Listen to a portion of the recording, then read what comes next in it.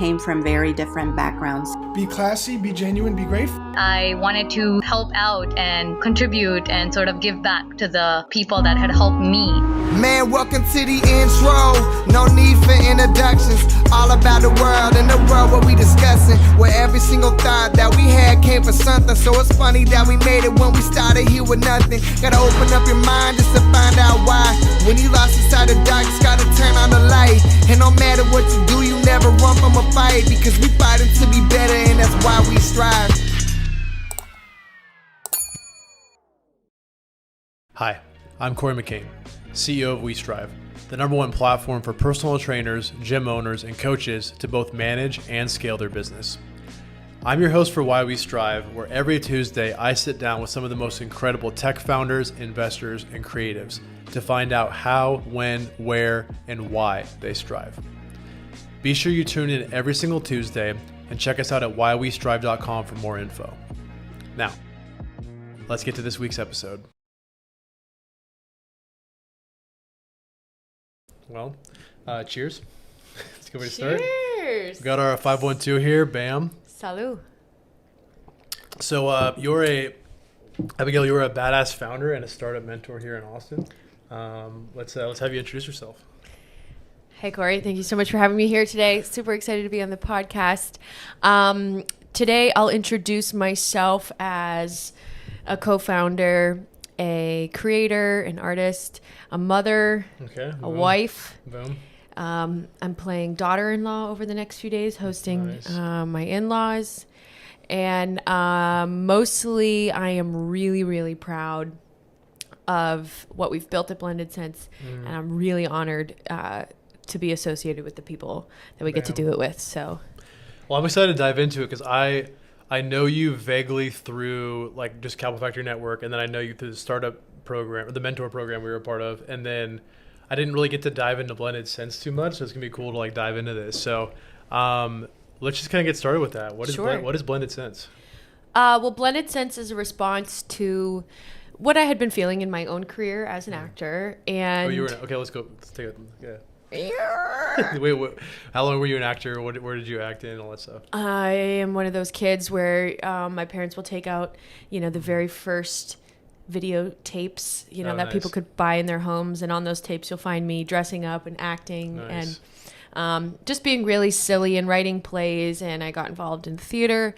I'm really grateful to my parents for understanding that this was a passion of mine and actually helping me pursue it at the professional level at a young age. So Cool.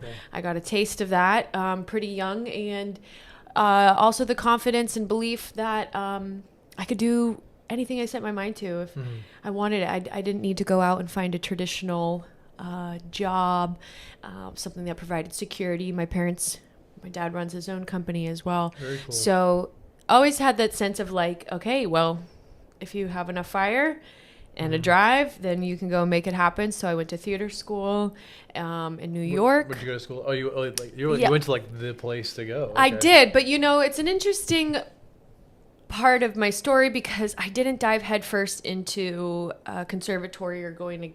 I was kind of still wanting to be a soccer player and have this college experience, sort of At in my this head. New York music school? Yeah, so Gotcha. I chose a college that was a liberal arts school where I was a theater major, but then I played Division III soccer for a season, which was like really Nice. an entire chapter of itself. But long story short, it's called Manhattanville College. Go Valiants! Hey, we got a lot of Valiant supporters on this show, so I'm glad you said that. I have a lot of feelings about my college experience for all the different reasons a young person might and the things they had to go, they go through for growth. But the one thing that school taught me was how to collaborate with people and how to take a really big problem, break it down, and solve it. And that's what we do at Blended Sense. So bring it all the way back in. Okay. That's good, right? That was good. I had been acting for quite some time professionally, booking a lot of work. You might have seen my face around in ads and. Anyway, so what kind of things are we talking here? Well, I first got started down here in commercial work, which I found out is a way to make a like an actual payable living as an actor. So your Toothpaste Commercial, I was literally going to say furniture, Toothpaste. doctors, Yeah. right? Yeah, very cool. And it was on one of these commercials, a national commercial, my very first one for Asper cream. If you don't know, it's a pain relieving cream, which is really ironic. That's amazing. Yeah, my family loved it because we always had this joke that it would be for like preparation age or something. Yeah. And I'm like, it's for Asper cream. Wait, is that on YouTube? Can we put that on the... I can find it. Yeah. we'll I can we'll definitely throw it on. Yeah, that would be so awesome. there's a site, I'll share it with you. All commercials are aired. It's like YouTube specifically for commercials. Oh, cool. Nice. So, yeah, I'll Sweet. send that your way. I'm a bride. It's nothing too fancy. But it was like at that point I've been working significantly, like almost all 4 seasons, booking a lot of great work. I had just booked and shot a 21-day feature film. It's out on Amazon. Very cool. And I would like to give a shout out to Corey here, who's producing this one-man show. This is a big deal. Well, it's hopefully it works. I'm just going to keep doing this every minute now because it's so annoying. Okay, you were mentioning you were on a 20-day, you're doing a 21-day film on Amazon. Yeah, I was like hitting my stride and Nice. still really financially unstable, taking other jobs that had nothing to do with my career. Looking on Craigslist and Facebook and these other sources that aren't reputable, that don't speak to the years you put into what the heck? Where's the standard of professionalism here? Yeah. And there really isn't that in the freelancing industry because it's such a collage, hodgepodge. You make what you can make out of this kind of thing. So coming home to Albert was like, what the heck? I was just on my biggest commercial shoot of my life, and I was late because I couldn't find this freaking parking lot in the email, on the call sheet. Where is this thing? Why is this industry so far behind? And we got to talking about just a piece of software that production companies could use to run their productions through. Cool, but you can't really necessarily just start a company around a product. There needs to be a service component. And so we started to think about, well, who are the people that need these creative services? Who's getting priced out? Who's really at a disadvantage in this content game? And we discovered through where he was working at the time, he has a very tenured career in some other startups here around the city. It's what got us down to Texas. And my dad's also a business owner. And so we started talking about the small business owner and how they wear all the hats. Everybody's looking to them. They have to juggle a ton of things every single day. When the heck are they going to create content for themselves? Learn how to create content. Find the budget to purchase the equipment, to learn how to run the equipment, to come up with the creative ideas to create the content. Yeah. Maybe they turn to a freelancer. Okay. But then now they're managing that person, and it's usually a one-off exchange. So every time they need something, they have to go search and vet and reestablish the connection and the brand, and hopefully not chase that freelancer around for too many weeks, too many revisions, price changes, and then by the time you get the content, you needed it 2 months ago and it's already gone. And then the other option is the traditional route that I worked in, actually, as a commercial actress. So it's kind of like I'm working on the other side now.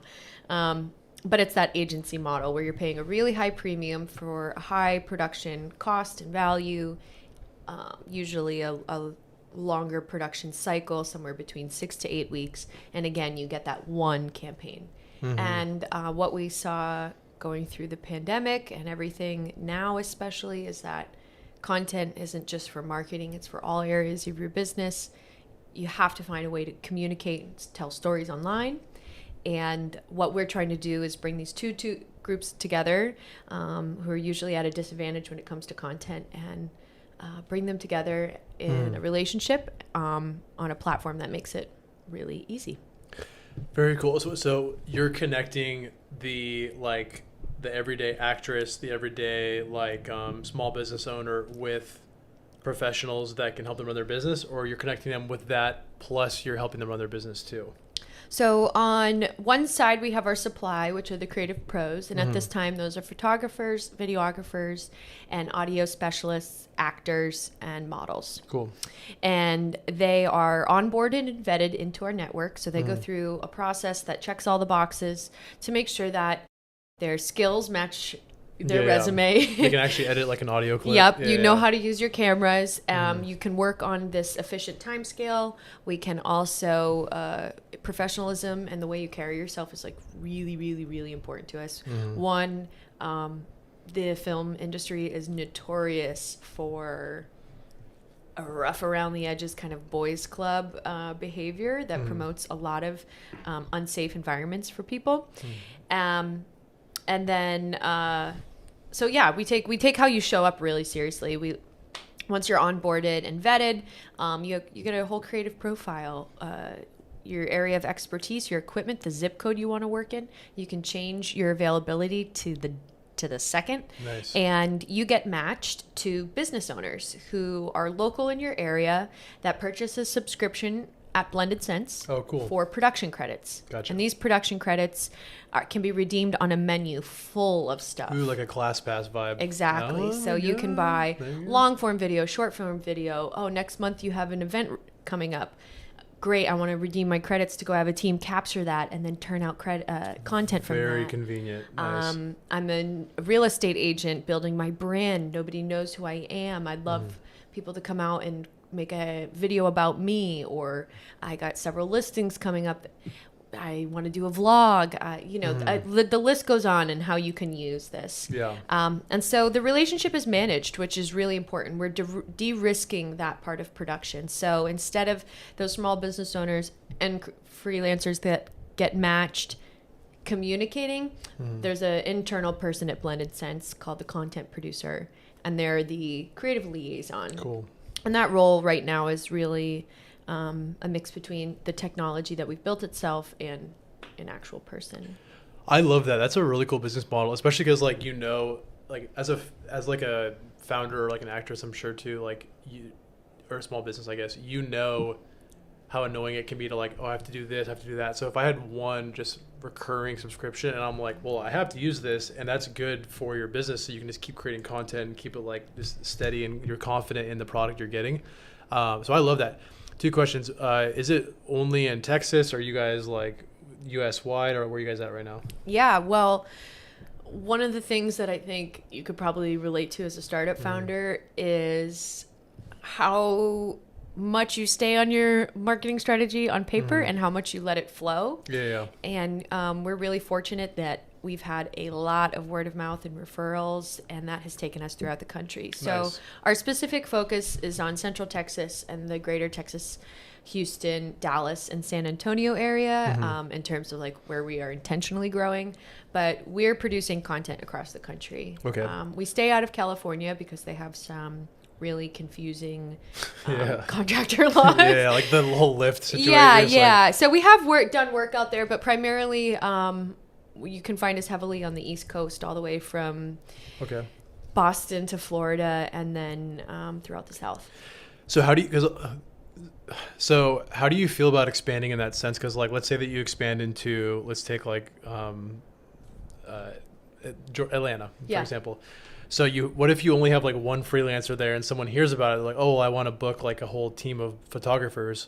And then they're like, well, there's no one here. Or are they just pushing a button and then you guys on the back end are scrambling to find those people? Like, what is that process like for a new city? Yeah, it's like a total chicken and egg thing. Yeah, exactly. So one of the things we've come to find is that creative freelancers are really easy to get. Oh, yeah, that's not a problem. That's not the problem. The problem is then making sure that we can vet them and that they can churn out the quality work that we want. So once we get a creative, we really pour into them and stick with them, and we're we really value growth and making sure that that person can grow. But yeah, it's a little bit of customers in that area. We get a call, we get a ping.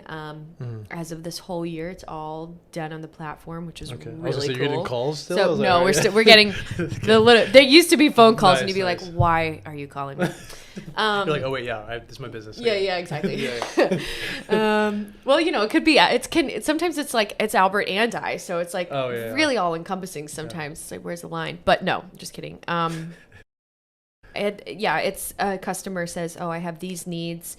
I want a drone there. I'd like a photographer.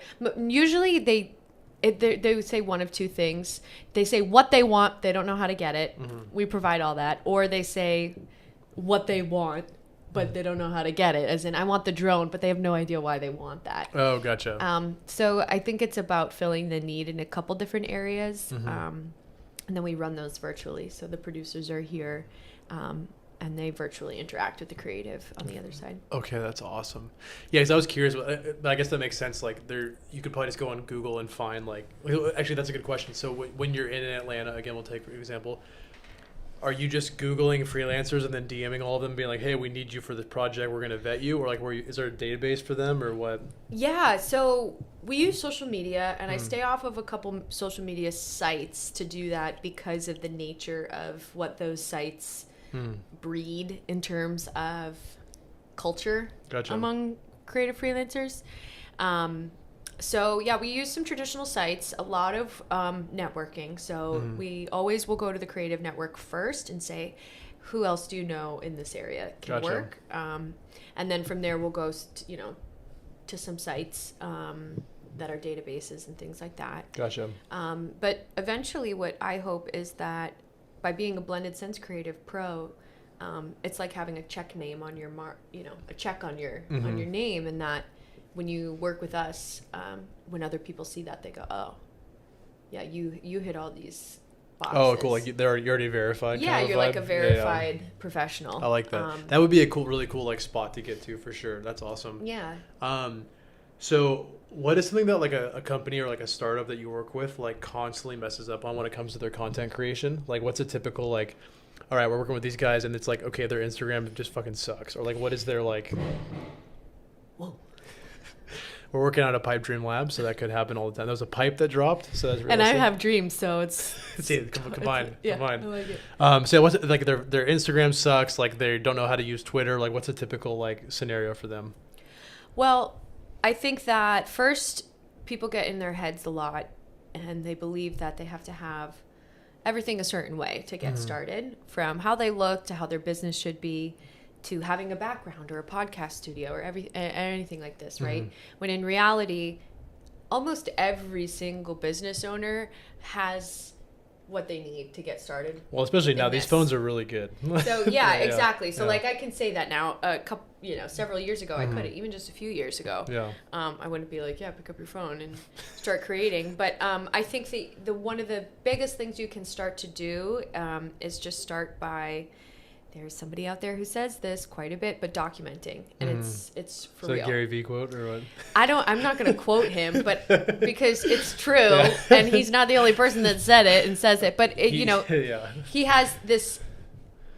It's the philosophy that you already have everything around you that you need to tell stories and be interesting and solve problems. Yeah. So I think the biggest thing is to remind yourself that you just got to start picking up and record. It is going to suck at first, maybe not, you'll surprise yourself, but unless you just start getting into the practice, it's never going to happen. And then from there, I think it's about the example you gave me was like, from scratch. Oh, we've never gotten started, we need to do content. Okay, so just start picking up your phone every day and start to find patterns in what your expertise is. So document yourself going through your morning, getting ready for work, getting your team started, whatever you guys do for lunch, and just start to notice where the areas of expertise start to come up for you all day. What ways you find yourselves adding value in conversations. And then you'll start to find that niche of content that you individually or your business can really hone in on. What we see a lot, though, is businesses actually have content.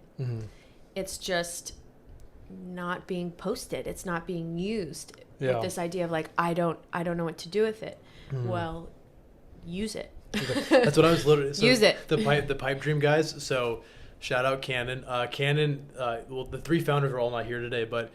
Cannon on his personal Instagram is literally taking videos of them in Atlanta and showing a pipe moving through this tunnel, and it's on his personal, I was like, and then I go, why the fuck isn't this on your company Instagram? And he's like, I don't know. And I was like, dude, I would pay to watch this video. I was like, move this to there, and but his Instagram's so fun because I get to watch their like journey as they scale. Right. What was I gonna say?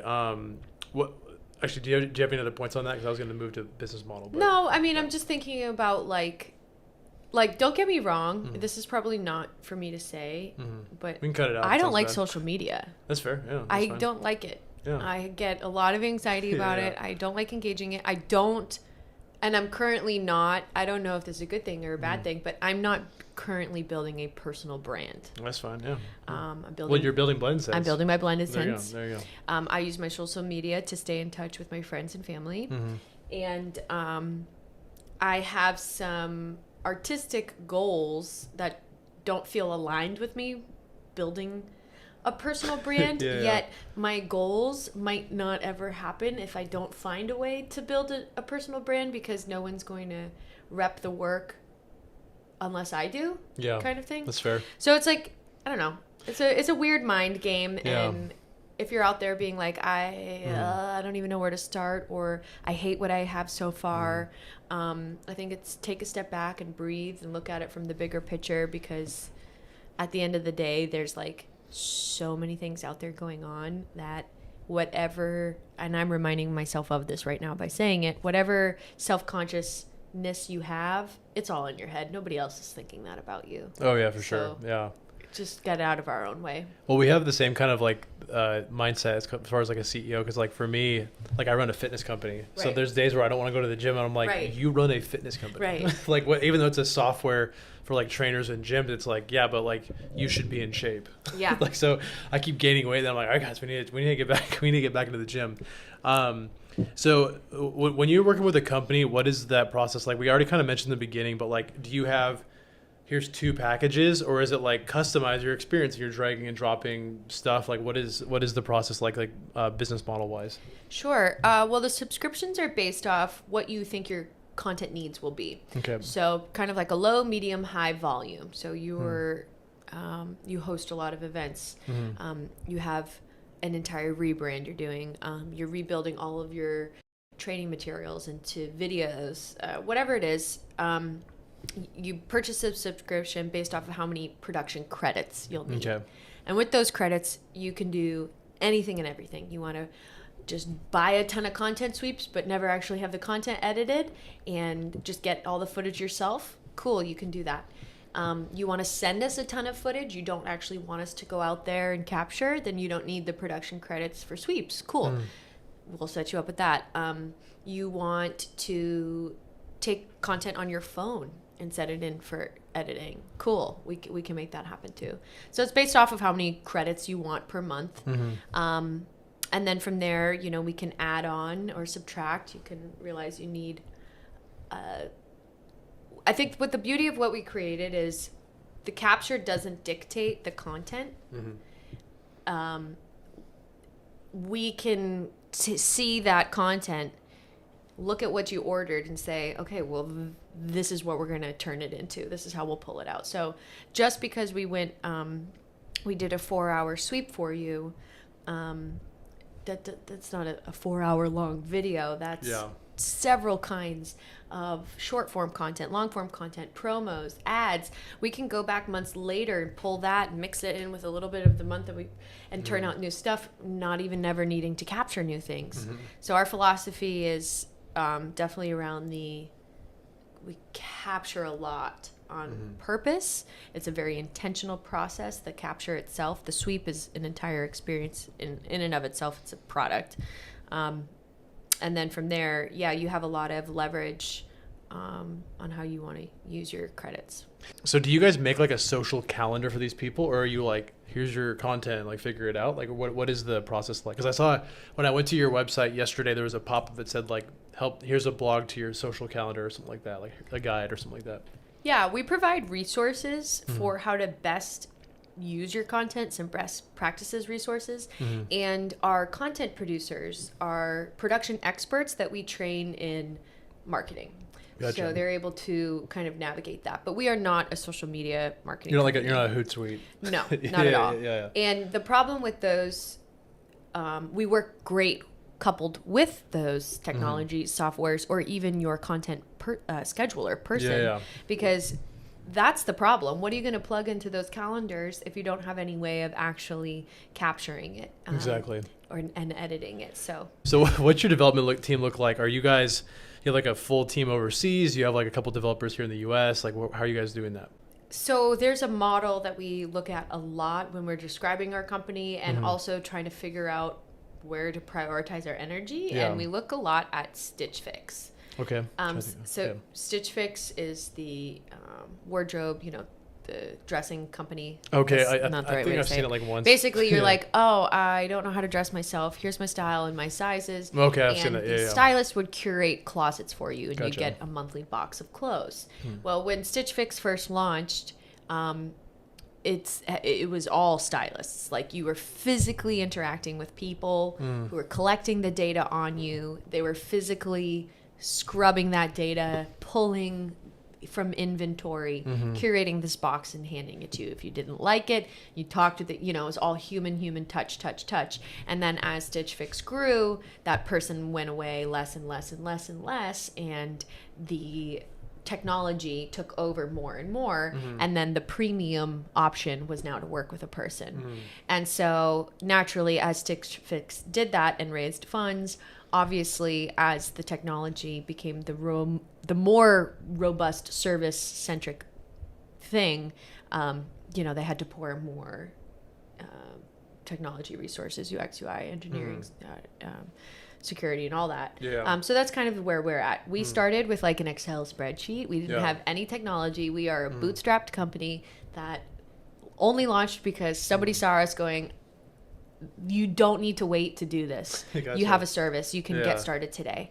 And so that's the journey we've been on. It began really heavily in the customer service and production resources. So we have a lot of personnel like that. And then as we're growing, we definitely see the content producer kind of, I don't want to call them dissolving, especially if any of them are listening. I love you guys. You're all incredibly talented people, but they're a lot of the button pushing that they do now will go away, and there'll be more of a like moderator kind of thing. moderator and like a consultant kind of advising, providing creative ideas, helping this thing come to life versus very much a producer. The technology Gotcha. will do more producing. The one area that I don't ever see us taking personnel away from is actually our editing team. And I think we'll support them probably as softwares improve with that, but the physical element of someone taking your content, knowing your brand, knowing your why and where you're trying to go, and turning that into something just has this organic touch on it that we find is really vital. So we run our editors like a dev shop, actually. Oh, so very they cool. run on sprints. They're all assigned points in relation to the kind of asset they're working on, how long it's going to take them. And so we can kind of pull the triggers on their productivity that way. Kind of leads to my next question. So like, because you're definitely drawing a line, I think as founders, like I do this personally, and a lot of people I've interviewed do. You constantly are like, well, I guess we could do that too. And so you always are doing that. And so you've drawn a line in that sense. And so my other question is, earlier you mentioned design, do you guys have UX, UI designers? And then I'm like, if you do have that, like, are you eventually going to have like software engineers and you just do everything for these people? Or like, where do you draw the line out with that? In your earnestness to start your company and be successful and satisfy your customers, you'll say yes to everything. So at first, we were doing, in addition to photo, video, and audio, we were also doing graphics and copywriting. And those two just proved copywriting and graphics just a really difficult production cycle. Okay. One, we didn't have the bandwidth to quality control the copywriters. We just didn't have that expertise. That's so on many our words team. to have to just like, yeah, you're right. Yeah, and there's so many kinds of copywriting. Yeah. And the second was the graphics.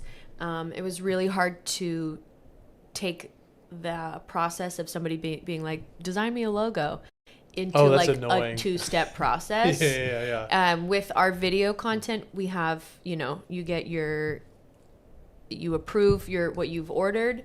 You see the treatment is what it's called, right? Like you see the plan, you show up on the day, and then you get your first checkpoint for assets. Gotcha. Cool. And then your second one. And if you want anything after that, you have to pay for revisions. Cool.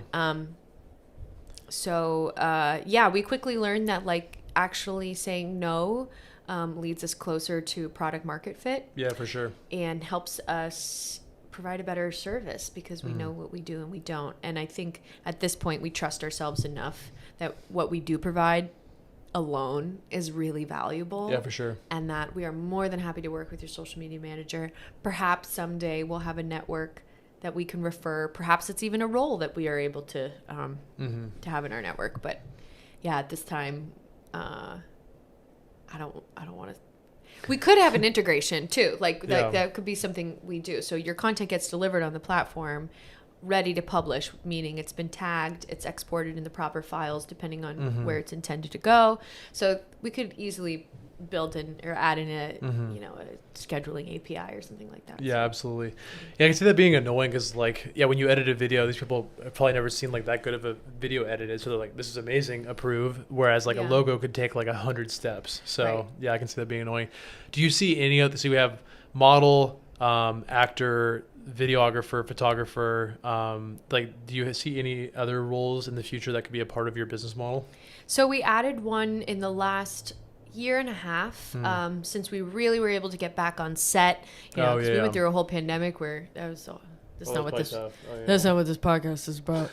But out of that, we learned a lot of things, and one of them is something I'm really passionate about, and I coined it as the term safe sets. Okay. So I can't count on my fingers the number of times I've booked a gig somewhere sketchy where I walked in and I was the only other person there, just me and the creative professional. Nice. Yeah. Doesn't feel so good. Yeah.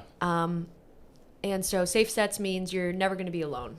You're never going to have to be alone with a customer navigating that. You're never going to walk into a venue that you have to find the exit by yourself. And so we introduced, and also the customers and creatives need somebody to be communicating between them. Okay. And so the field producer, no matter what kind of sweep you've ordered, there will be a field producer on it. Cool. And that's one of the ways that when we're producing content too, I had said, we have them virtual, but in other states, during the pandemic, they were virtual, but right now what we're working on is hiring field producers in those states that we're producing a lot of content in right now. So nobody ever has to navigate an awkward hello or goodbye or an unwanted thing, or it's really helpful for a creative to have an extra set of eyes somewhere, on the camera or the audio or the door, So wait, what roles are you guys looking for right now? Like if someone's watching this, they're like, oh, I love doing this. Like what should you be looking out for? We're hiring for editors. Okay. I wouldn't say we're actively hiring right now, but like we're love to see it. We're our creative. If you got the stuff, I mean, don't hold back. We are growing our creative network. Okay. Especially non-identifying males out there behind the camera. We need more of you in our network. And then technology. Like we're preparing to do a pretty big tech hire with designer, engineer. Yeah. Have you guys like, my next question, have you guys raised, or where were you at with that? So I feel like we've been closing our seed round all year. For eternity. Yeah. And that's just the nature of it. Yeah. But that's how far we've gotten. So we did a friends and family angel investment round to get us started off. Then we did I guess you could call it a pre-seed. Okay. I know there's all these technical. You can literally call it whatever the fuck you want. Yeah, exactly. It's that's literally, right. it's made up. Yeah. I'm like, this is literally a play. Yeah. I'm an actor and this is a play. It's 100% a play. We did a round on republic.co. Oh, how'd that go? It went great. Nice. It was awesome. It was a really good way for my friends and family who felt like they wanted to contribute, but a friends and family round isn't appropriate enough for them. Either one, to have the conversation, you don't have 30 grand, anything like that. So it was really cool, and it's gave us a great opportunity to get brand awareness out there, as well as expand our reach. And we're closing that seed round up right now. Awesome. Preparing for what we hope is a 2023 Series A. Damn. Or whatever you want to call it.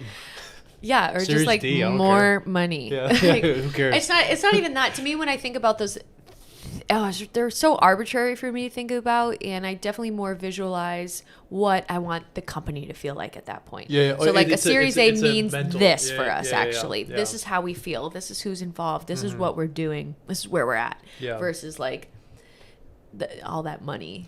Because I could have $10 million in the bank tomorrow, and I'm still sitting in my apartment like, okay, what are we doing with this? Where are we going to be at? Like, Exactly. So exactly. It's for sure that. No, yeah, I totally get what you're saying. But I think the money gives you the confidence for sure, though. Like, yeah. I mean, a lot of confidence. Oh, for sure. Yeah. Confidence. And I could probably go on and on about this. I've seen lots of startups start up. My perspective has been unique as a girlfriend, fiance and wife, Nice. to somebody involved in lots of startups. And there's definitely a difference of when you're starting a company with a lot of security. It has a totally different, it puts you in a different mindset. Your risks are different. You can almost be riskier because you'll be okay. Yeah, exactly. You can make just certain kinds of decisions. So yeah, the Series A to me speaks to a level of excellence that Albert and I are bringing to the company every day. Cool. As people first. Gotcha. Very cool. Very cool. So what do you like about being not only a founder in Austin, but also like for your company specifically? Like, is this a good hub for you guys to be headquartered in? Absolutely. Yeah. I don't think we could have started this anywhere else. You can keep going. I'm just going to check Nick this, make sure I'm not messing up. Yeah, I don't think we could have started this anywhere else. Like, Austin was the place for us. It gave us, the warmth and openness when we first got here. Warmth for sure. Yeah, literally a literal warmth. Didn't need the warmth, but I don't need the warmth. I'm a snowbird, but yeah, it's a lot. Snow bunny, not snowbird. Snowbirds are the people who fly to Florida to escape the snow. Oh, that's right. Yeah. I'm a snow bunny. I like to be in the snow, but no birds in this room right now. No. I'm telling you what. We are powder people. Nice. Don't say that, powder people. That makes me seem like like a cokehead. I've recovered from my college ways. Get no powder. Austin's like has been kind of one of these places where it's like, oh, let me share my contact, let me share my network, let me help you, let me, where I moved from, it's not like that. There's a lot more gatekeeping. Where'd you move from? I moved from New York City. Oh, gotcha. Okay. Yes, that's yeah. I think I moved from LA, and in my mind, New York's probably way tougher as far as like relationships for sure. Yeah. I think the weather has a lot to do with it. Cold. Yeah. But the Austin really married the creativity and technology really well, and those are the two pillars of our company. Cool. And so that with it's a lifestyle that makes it kind of easy to be an entrepreneur. Yeah, absolutely. It's fun. It's a fun lifestyle. I feel like if I wasn't an entrepreneur here, I'd feel like a little left out. Yeah. I feel like no offense to every friend I have here that works at a business, but like, I don't know. I just feel like everyone here is like a CEO or like at least like part of a startup in some sense. So yeah, it's they're like, doing something, building something. In some sort of blended sense, they are, Yeah, See? I like it. I Too see easy. what you did Too there. easy. Should have been an actor. What are you guys doing for, and I'll try to make this question long so you can drink that. What are you guys doing for like growth methods? Are you hosting events? Are you just like doing a bunch of Facebook ads? Like, what are you guys doing to like expand not only, well, we already mentioned you don't really do the freelancers. What are you doing to expand the business, like the small business owner side? Yeah. Well, up until this point, it's been pretty much organic. So Nice. everything you can do without spending money. Okay. Content marketing, events, getting sponsorship for those events and throwing that, hosting podcasts, creating content, building partnerships with other publications that give us access to our target customer. Cool. So that's what we've been doing up to this point. But to meet our goals for next year and really what we're trying to do here, we're going to have to put in a bit more of an intentional ad, strategy, and email marketing, jargon. Yeah. I feel like I've read every single book on email marketing, and then I go and do it. And I just hate it every time. Yeah, it's not my realm. It's not my realm. I'm not a marketer. I'm not pushy. I don't like the idea of annoying someone if they don't like the message is not worth the person that did like it and converts. Yeah, I and then just a lot. hate it. I mean, it's a lot of time to go into the testing, and that's a lot of money. Yeah. And so, you know, I think for us, we looked at what we had naturally. Okay, we got cameras, people. We can make content. We can put up content for free on these websites that are for free, and through that, that's how we've driven almost all of our business. So cool. Are you guys just like big on TikTok, or like what does that mean? Like you're like LinkedIn? LinkedIn? On Instagram and YouTube and LinkedIn, Okay. and making sure that every single job that we get to go do, that we are bringing our A game, and Very cool. just really making sure that we leave a lasting impression that gets somebody excited to share who we are in case they hear, oh, I need photo and video. Oh my Chicken God, and you egg know the term. consumers. You know the term. No.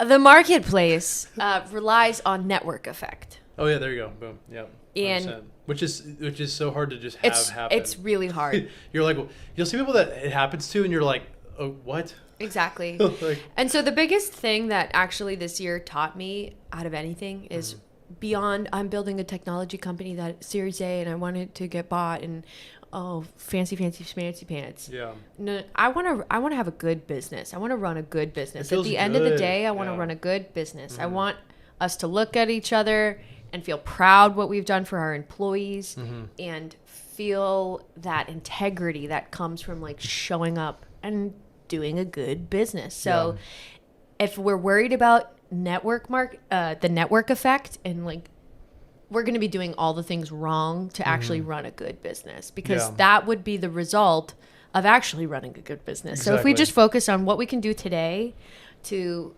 positively impact our team, show up for our customers, bring the best quality that we can today, and then we'll do that again tomorrow.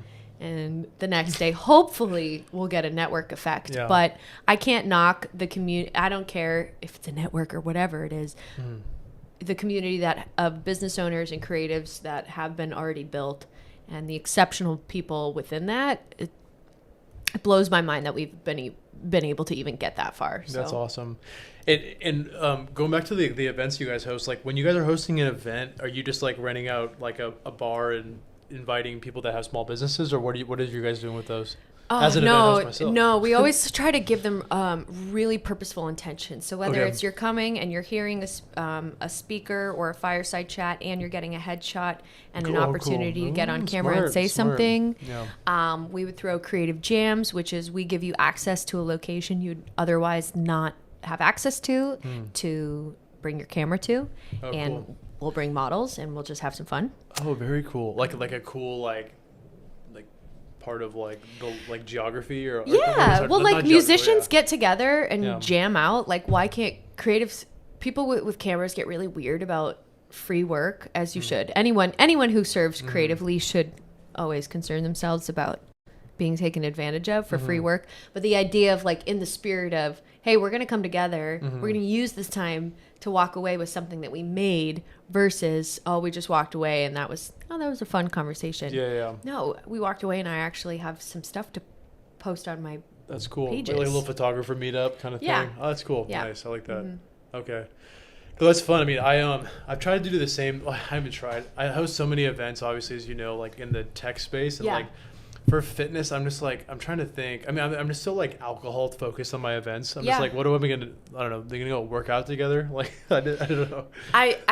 So a couple years ago, before Blended Sense, I created something called Splash, and Okay. it was my first attempt at pairing creativity and what I was doing at the time, which was fitness instruction. And it wasn't the fitness instruction that I was good at; it was the group facilitation. So I was really good at making a group of people do something with a start, middle, and end.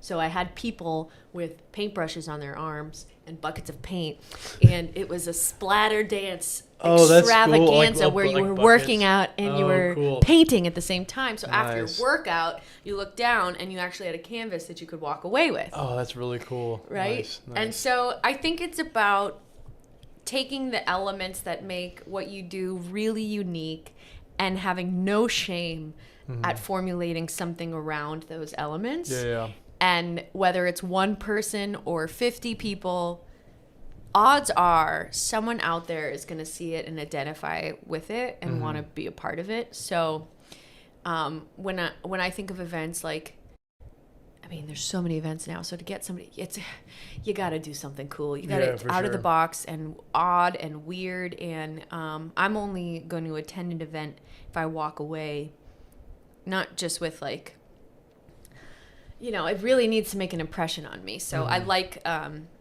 participating. I like doing things. I like that's the theater kid in me. I like getting people uncomfortable together, sweaty, doing art or taking pictures, or business owners. We're about to roll out an entire series of events where we're helping business owners get through that fear of being on camera, and the event will then help them with that, not only in-person coaching, but then they'll walk away with actual assets that they'll make on the day. Gotcha. Very cool. Speaking of business owners, if you were, I don't know what your husband's specialties are as a founder, but if you were a solo founder and started a business today, what would you be really good at? What would you be really bad at? Ooh. I wrote that one on the plane. I was like, it's pretty good. Oh, that's really good. I would be really good at, I guess, what are you really good at? Using what I already have. So that could be everything from relationships, resources, materials. I'm really good at taking a look around the room and like problem solving with what's right there. Cool. I'm not very good at escape rooms. I've never done one. What? But I know I would be a whiz. Oh no, you'd go to one every week if you did one. I love escape rooms. I've done like 12. I've always wanted to do them. They have like 4 in Austin. I don't know why I've never done them. Yeah, I know. Okay, before this episode goes live, she's gonna do. I'm gonna do it. Because I am also a very much I like the leading, directing. You would run an escape room for sure. Great. Although your first time, you think everything's a fucking clue, and you're just like, this guy's this, and then if you've done it like 10 times, you're like, fucking, you go do that. I'm gonna open this door really quick. So, but no, anyway, sorry, you'd love it, but yeah. Exactly. So that idea of like get in the room, figure it out. That's my I'm gonna do an escape room skill. too. Invite me to one. I'll come with you. I haven't done one in like 2 years. Let's do one. I'm serious. No, cool. Escape room. I'm really bad at asking for resources, asking for help, getting help. You're bad at asking, or you're bad at knowing what you need to ask for? Because I'm bad at the latter one. Well, I think I'm more in tune with knowing what I need to ask for now. I think that's like an ongoing thing I'm actually working on. Same. It's like I'm trying to exactly. But I get really tense and really frozen up when I have to ask for help. Gotcha. Okay. Because you don't want to waste their time, or like you just like, what is the? I don't want to hear no. That's fair. Yeah. So the fear of hearing a negative response makes me really avoidant of it at all costs. Yeah. No, I hate hearing that too. Yeah. I think as a guy, you get rejected so often that like bars and stuff, you're just like, what's up? Okay, cool. Okay, never mind. Well, yeah, it's like, I don't mind putting myself, as an actor, I had to learn that. It's like, you got to put yourself out there and say no. But, so yeah, it's just not going out and saying no. It's also being bold enough and brazen enough to ask someone. I don't know. I'm working through a lot of perceptions right now about myself that I've learned that I'm really excited to unlearn that have stunted my growth and those beliefs that like no one wants to hear from me. No one, they don't, even if they had what I need, they wouldn't be interested in helping me of all people. Okay. So. Wait, so is your husband then the like brazen one? Yeah, he's like the resource. He's like, okay, it's 6 a.m. Here's the problem. Here's the solution. This is where we need to get to. Go find the solution. Nice. And he'll go out there versus it's 6 a.m. Here's the problem. Look around. What do I have already to help solve that problem? Oh, gotcha. Yeah, that checks out. Yeah. I think I kind of rotate. I think I'm gonna go get and then I'm like, I shouldn't actually be here. It was back where I was. Because you're a solo founder. Yeah, well, I have a really incredible dev team in Western Ukraine. They're still surviving. They're doing great. Amazing. So I have them. So I'm a solo founder, but if I didn't have that team, I've had them for 4 years. Like if they weren't a part of my life, like I wouldn't be here. So actually, 5 years. Yeah. So yeah, but anything non-technical, I have to handle. So it's like, AKA like most of the business. So, yeah, I'm definitely still so my problem isn't asking, because I'm always like, hey, can you help me with this? Like, blah, blah, blah. But my problem is like, okay, what am I doing that like could be done by someone else? And then figuring out those things to like make sure I have more time to do like podcasts and stuff like that. Yeah, I can relate to that. Another thing I think that holds me back from asking for help is feeling like I don't want to burden you. I don't want to take up too much of your time. But yeah, I'm always very pleasantly surprised every time I do speak up. And my mother will always say, squeaky wheel gets the grease. And I'm still trying to figure that one out because, yeah, I don't know. I'm like dealing with like a lot of like shame of being proud of what I've accomplished so far. So I'm ready to kick that in the butt because it's not a mentality that serves success. Yeah, I mean, the better you get, the worse you're gonna feel. Yeah, no kidding. There you go. So do you guys have? This isn't a good transition at all, but it's my next question. So, do you guys have competition, or is it like does a photographer have competition? Like, what is the competition like? We have competition in the sense that when we first got started, there's the idea that content services need to be better, right? Okay. So we have tertiary competitors in the freelancer, in an Upwork, in a Fiverr, right? I was gonna say so Upwork is more of like a compliment to you guys. I feel like, 'cause I feel like I wouldn't hire a photographer off there, but I would hire a graphic designer. Yeah, that would be a great way to use it. Yeah. So, someone on there who provides the services of taking what we make for you and using it. Exactly. So your marketer, your social media manager. You guys are like the in-person Upwork, basically. Oh, that's a cool way of describing it. I like that. Yeah, there you go. Yeah. So they're managed open marketplaces. We're managed, so anyone can go on there, make their account, put it up. To get into our marketplace, you actually have to have pass a series of tests of skills. Skills, shooting fire arrows. Yeah, that's what I targets. was picturing, like a Spartan. But to be a customer, this is different, and this is a branding differentiation. Is a client is you can be equally selective. If we were just a production company or an agency or anything like that, we would also be selecting our clients just as much as they're seeking us out. Gotcha. Whereas a customer, to me, is anyone who has the resources and can go sign up on our platform can be a customer. Oh, cool. So it's not for us to say what's good or bad or judge how somebody is on camera or anything like that. It's we go in there. We are the most professional we can be. We capture what we capture, and we churn out the highest quality creative content based off of that. Nice. I don't know where I was going with that, but And we just go right there. Okay. So two last questions here. One is, let's start with the first one. What is like a day in the life for you? What'd you do today? There we go.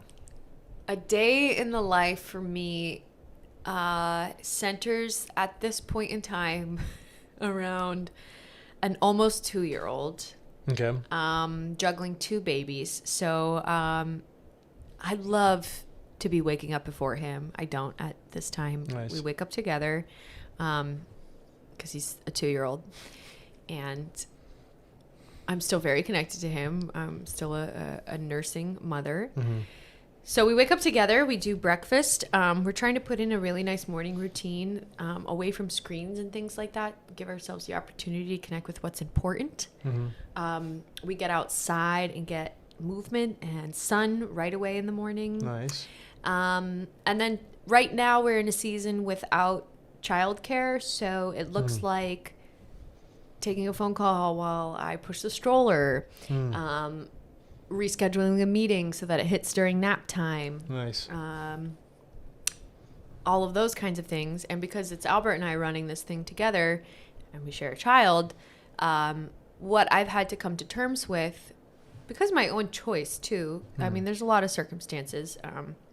We are startup founders, so I'm not getting a budget from a company to go get daycare. Yeah, exactly. But I also really want to be present for my son's life.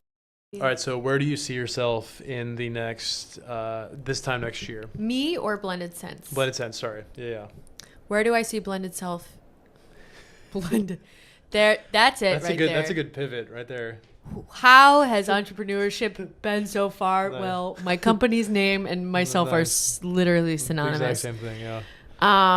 In 1 year, I see Blended Sense being a nationally recognized brand. And I see myself as a founder, feeling excited and stable. Okay. Yeah. Very good. Yeah. I'd like to think that, especially as we push through the spring, we'll be at the 4-year mark, 5 years if you consider the research year that we did prior. But I'd like to think that we're going to be confident in this identity of who we are as a company.